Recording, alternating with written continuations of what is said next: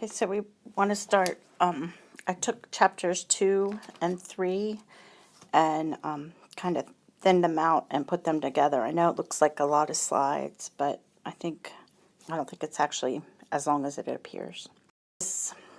This chapter 2 starts out talking about the John Benet Ramsey case. So that's why her face is on here. And they're talking about her case and how the crime scene was not secured, so they can't be sure of what data they actually have.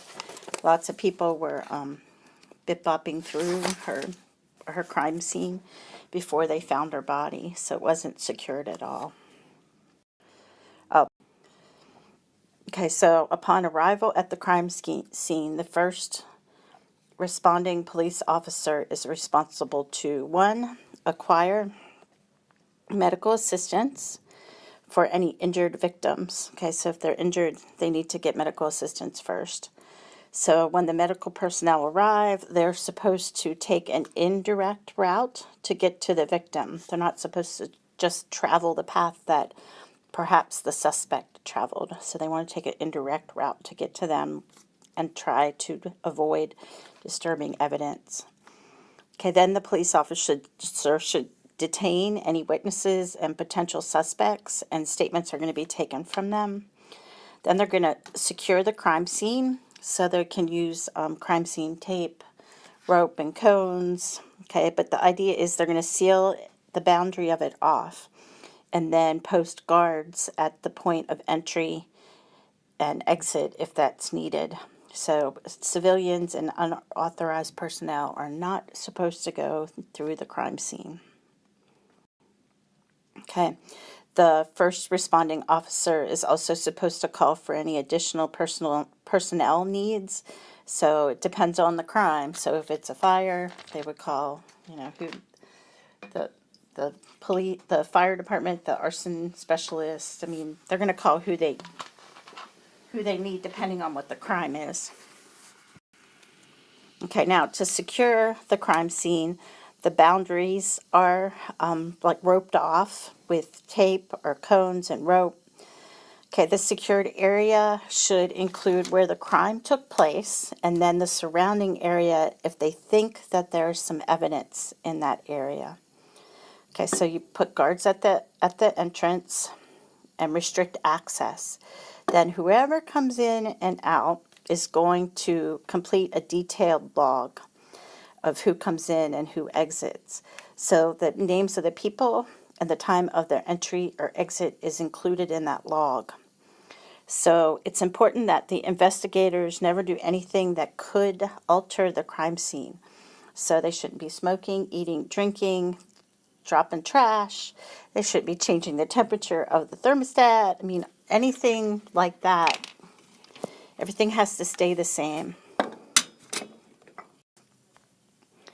Okay, now, when they start searching the crime scene, the physical evidence, when they start searching through the physical evidence, it should be thorough and systematic. So this always reminds me of what, like science, it becomes very scientific, right? So they're searching exactly through in a very systematic manner. So there's different search patterns, and that depends on how big the crime scene is and where it's at and who is there and how many people you have to help. For a factual, unbiased reconstruction of the crime, the investigator should rely on his or her experience and training to not overlook any pertinent evidence. So they have to be aware of what's going on around them. Okay, so, and you guys know this, physical evidence could be anything from something really gigantic, okay, to a microscopic article. Okay, the walkthrough. So the walkthrough is defined as the initial survey of the crime scene by the lead investigator. And the goal is to gain an overview of the scene and come up with a plan to try to process it. So that's called the walkthrough. So, obvious items of evidence are located and documented. So that makes it easy, right? Things that jump up at you should be documented. And then they're going to look at the scene, the crime scene and start recording what the conditions are. So they're going to pay attention to the items or the conditions that suggest the timing of the incident and things that look like they don't belong. So like things like a newspaper or a clock or whatever, they're going to suggest the timing. Then they're also looking at things that don't look like they should actually be there. Okay, so the crime scene can be broken down into two components, two parts. So the primary crime scene, so that's where the initial crime occurred. So an example of that would be the house in which the murder occurred. And then the secondary crime scene is like the location where events after the initial crime occurred. So then they took the body and they buried it in a shallow grave. Okay, so primary and secondary. So primary would be where they were murdered, and the secondary might be where the body was dropped off. Okay, so you can infer whether the crime scene is primary or secondary by what evidence is actually there. And you guys can think of examples, right? If there's a body and there's no blood, right? So there's no blood, everything is clean, but you can see where the wounds are on the body, then it probably wasn't killed there. But then there's another location, which would be the primary spot that's full of blood. Okay, now the command center is the point where everything is going to operate from.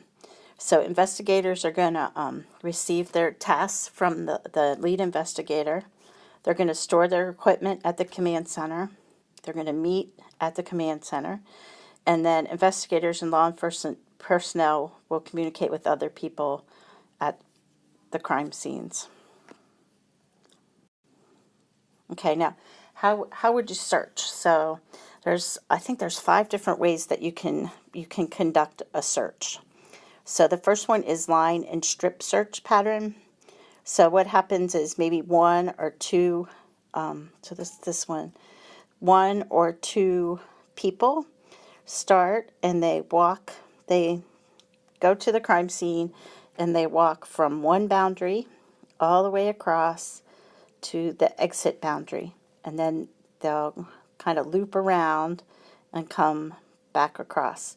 My old advisor used to call this as the ox plows. So if you think about a farmer plowing a field, you would start at one end, go across, and then you turn around and go back across, and then back across, and back across. So that could be one or two people doing that. Okay, now a grid is more like a piece of graph paper. So it's 2 or more investigators. They form a grid, and so they go straight across the grid, and where they walk is going to overlap. So I guess you can think of it as graph paper. So they're going to go the way the ox plows, okay, or a tractor would go, and then they're going to go perpendicular to it as well. So they're overlapping themselves. So it's more like graph paper. So it's got lots of little squares on it.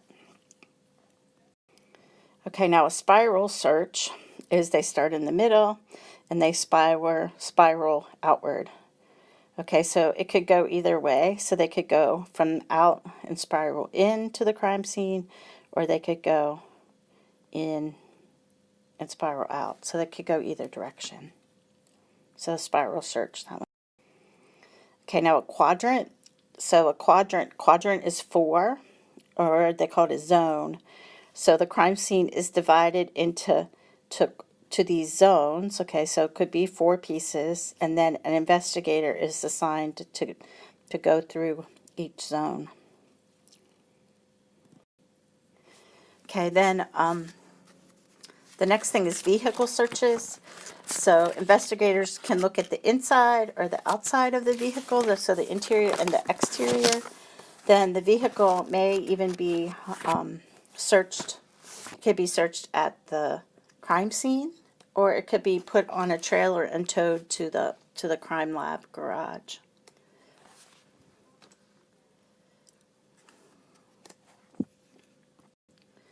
Okay, night searches. Typically, they try to avoid outdoor or dark indoor crime scene searches, so they don't want to do that because it's going to be hard to see. So, if possible, the crime scene is secured and guarded until the morning. Okay, now when they leave the crime scene, what's going to happen is the experienced lead investigator decides when they've got everything, and then they do a final survey to make sure that they've got everything and they've picked up all their equipment, and then they leave and the crime scene is released to the proper authorities, so whoever needs it. Okay, now there's way more details, well, not way more, but some more details in the book.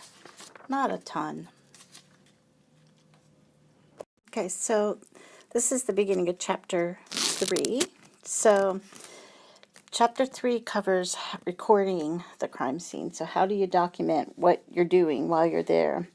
So there's 3 things that you use. So photography, sketches, and notes. Okay, so if everything is ideal, you should have all 3.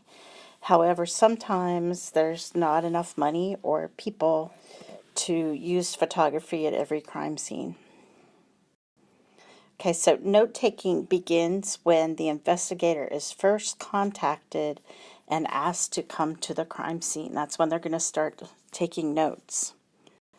Okay, the notes contain a personnel log, and in that personnel log, they're going to have all their observations that they're making, the times the observations were made.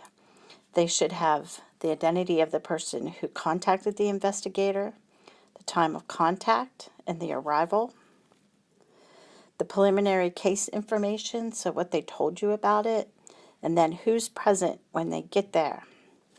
Okay, the notes are to be taken in a uniform layout, so it should make sense. And this is where it always reminds me of a science notebook. So they should be taken concurrently, so as you're doing it, you're supposed to be making the observations and writing them down. The notes are supposed to be written in a bound notebook, and they're supposed to be in blue or black ink. And I know in the science world there have even been studies done that tell you what ink is mostly indelible. Okay, it won't be destroyed. Okay, the idea behind the bound notebook is that pages can't be taken out without somebody figuring it out or noting. So things need to be numbered and signed so you know it's consistent, and then it can be admitted as evidence.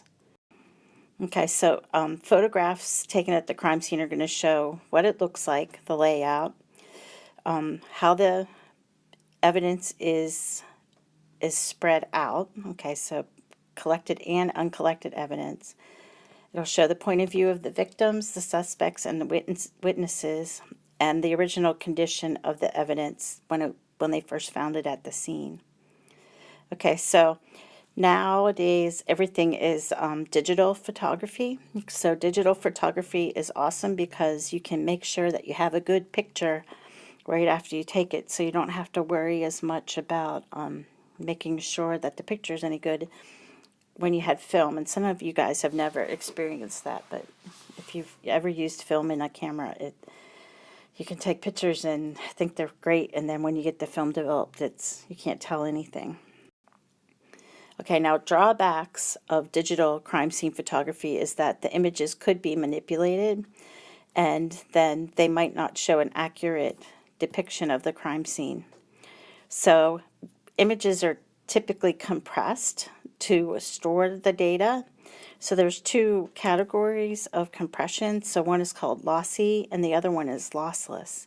So lossy compression, when it condenses the files, it gets rid of some image information.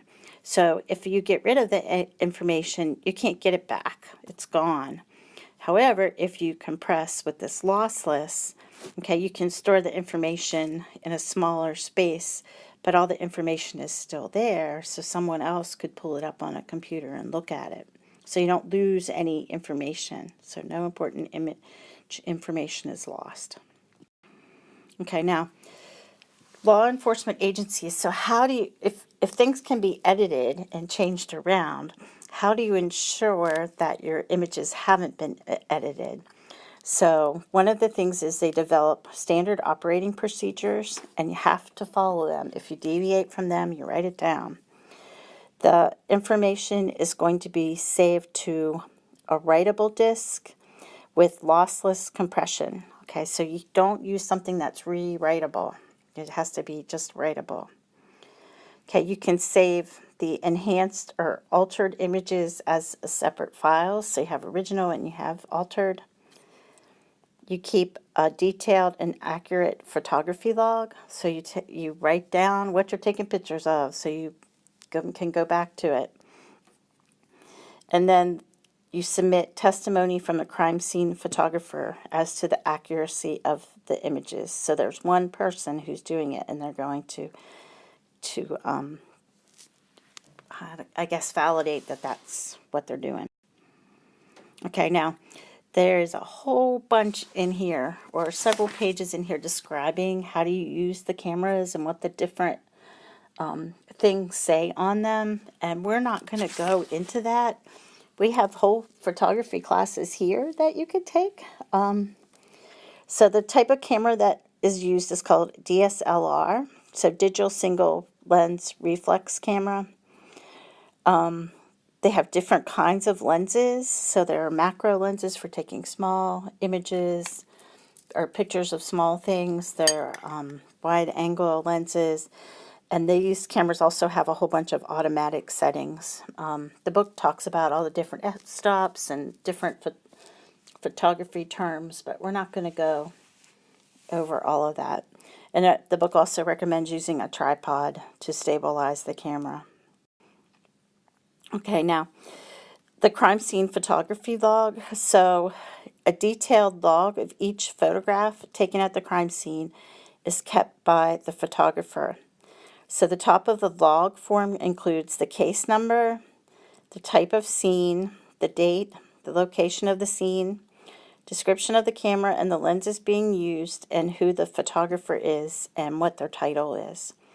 So case number, type of scene, date, the location, what kind of camera, and who the photographer was. Okay, so for each photograph, the log records the date and time the photograph was taken, the location of the picture, okay, the settings of the camera, the lighting that was used, and then a brief description of the subject of the picture. Okay, crime scene photographs record the area where the crime actually took place, and then the adjacent areas where important things could have happened. Okay, so the crime scene needs to be unaltered when you photograph it. So there is a logical succession of images that is always used. So the first thing is you do the big picture, so the overall scene first, and then work down to individual pieces of evidence. So the idea is the jurors that are at the trial can easily relate the individual pieces of evidence back to the big picture. So you start out with the big picture and then work your way down, kind of maybe like a pyramid, upside down pyramid. Okay, now each crime scene should have a minimum of 4 photographs. So an overview photograph, a medium range photograph, a close-up photograph, and a close-up photograph with a scale. Okay, so overview, medium range, close-up of the crime, and then the close-up with a scale. So a scale is going to show you like a ruler, so you can tell how big something actually is. So overview photographs of the entire scene and surrounding area, including points of exit and entry, are taken first. Okay, so we've talked about that. So take the big picture first. Okay, so they can be taken from the outside borders of the scene and from different angles. So if the crime scene includes a body, the photographs have to show the body's position and relative location compared to the whole scene, so you can kind of get a feel for what's going on. Okay, now Overview photographs of the entire scene and surrounding area, including points of entry and exit. Okay, so usually you include something that they call it a visual tag. So a visual tag is an object that's in several of the photos, and it's going to help you piece the scene together. So maybe there's a coffee mug, so you make sure the coffee mug is in all the photos, and it'll help you kind of figure out how it all works together, or a door or something like that. Okay, the book has a picture of it has a series of pictures, and the first picture is an overview of the scene. So the big overview, it looks like an entryway because it has stairs on the right side. It has a door leading into a room that looks like a bedroom with a bed. There is like a footstool with laundry on it. There's a wall with a picture and a stand with a vase.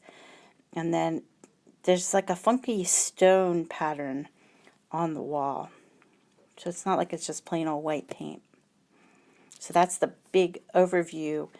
So it says the sequence begins with the overview photograph of the entry to the victim's bedroom showing evidence markers in place. So the evidence markers are these little cones that are orange with numbers on them. Okay, now there's a mid-range photograph where it shows the evidence marker beside a cartridge case. Okay, so it's a little tiny, in this picture it looks like it's up beside the door going into the bedroom. There's a cartridge case for a gun, and it's beside an evidence marker, which is an orange cone that says number 2. Okay, now the sequence of crime scene photographs show this is a close-up. So there's a close-up of the cartridge, and there's a ruler beside the cartridge so that you can get some scale. So you can see how big the cartridge is. And you can see the door to the bedroom, and once again you can see the evidence marker. Okay, so we have the overview pictures, we have medium range pictures. So you want to have the evidence markers in place when you take those to show the spatial relationship between and among pieces of evidence. And then the medium range photographs show the layout of smaller significant areas of the crime scene. So they include at least one photograph of the center of the scene. Okay, and in violent crimes, this usually includes the site where the victim was found and the area around that. Okay, close-up photographs are taken last. Okay, they're taken 90-degree angle to the object with and without evidence marker and scales. Scales should be placed as close to the evidence as possible without disturbing it.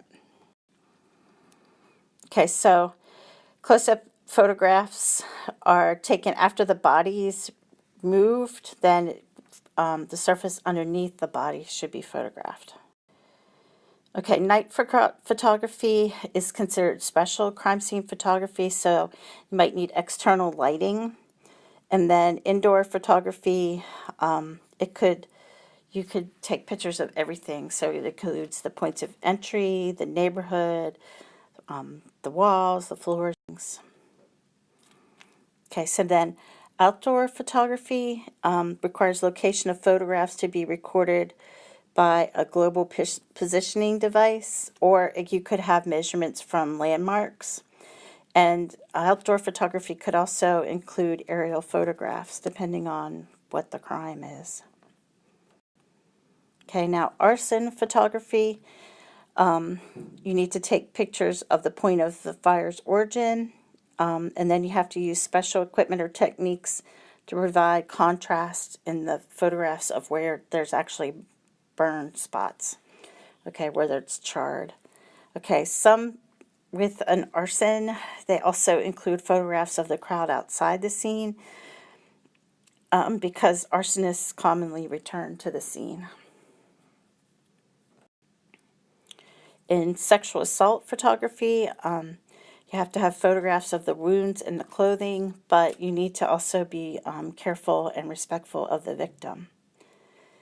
Okay, now impression photography. So if you're taking a picture of like a tire track or a footprint or something, you need to use oblique lighting, and that's going to show the details. And you should use a scale so that you can actually compare the size of the tire track or the size of the footprint. So you need a 1-to-1 scale so you can figure out what's exactly going on. Okay, now blood stain photography.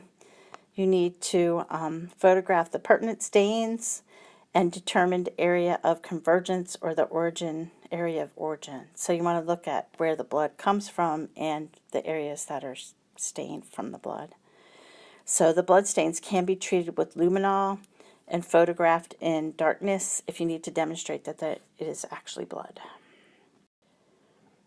Okay, now latent fingerprint photography. So if you're taking pictures of fingerprints, you want to have a 1-to-1 scale so you can determine the size. And there's a special camera for fingerprints. It's got an adapter on it so that you can see the images better. You can't just do it with a regular camera. Okay, now you can videotape a crime scene and narrate it, but if you do that, you still have to include the overview, the medium range, and the close-up images, and then you can narrate it, and that will combine the video and like the photography and the notes. But one thing, lots of times they say that you can capture images from the video to get photography, like to get photographs, but that's hard to do. Usually the images aren't very good, so they recommend if you videotape something, then you need to take photographs as well. They also say that it's important when you're narrating the crime scene that only one person is narrating and there's not a lot of other noise going on, so you can make sure that you can hear everything. Okay, now sketches. Crime scene sketches. Okay, so the idea is they're going to show the layout of the crime scene. They're going to show the relationship in space of all the significant items and the features. Okay, so they're going to clarify objects and features that are already described in the notes or shown in the photographs. So it's going to help put everything together. It should complement the notes and the photographs. Okay, so crime scene sketches show measurements and hopefully the topography. So like, is there a hill or is it going down or what's going on if it's an outdoor scene. Okay, the sketches should depict possible paths of entry, exit, and movement. Okay, so a rough sketch is created at the crime scene, but it might not be pretty, but it has accurate depiction of the dimensions of the scene. So you have to use like a tape measure, and it shows the location of all pertinent objects and features. So you might have a key. So I'll show you in a picture here in a minute. Okay, so the book has a picture of a rough crime scene sketch. So they have to include a title block, and on the title block is going to have the information on the case. So you have the case number, you have the crime scene, you have the person doing the sketch, the date, okay, the time. You're going to have legends to describe the object, and then on the picture you're going to have the objects drawn out, okay, and you might label them with the legend. And then with the legend, then you're going to say what it was. So you might say, oh, it's the table, or it's a bullet hole, or whatever. You should have a compass showing north, so you know which way is north. And then it should also include the person who's doing the sketch, so you know where in the room the sketch person is standing.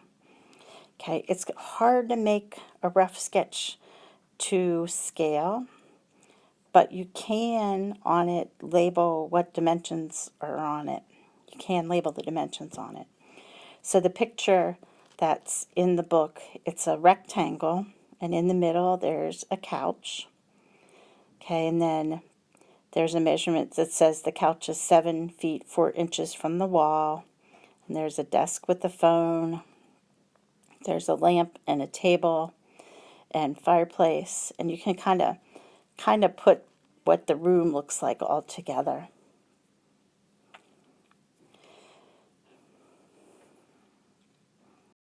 Okay, now the finished crime scene sketch is created from the rough sketch, but it's drawn to scale. And lots of times they use a program called computer aided drafting. So that's CAD. And we also have like whole classes on CAD. So CAD allows you to create, you could make a three-dimensional image of the sketch if you wanted to. But it's the same thing, it's just made with software, so everything is nice and square and the distances are more accurate. So it's to scale. It's got to have the same label on the top.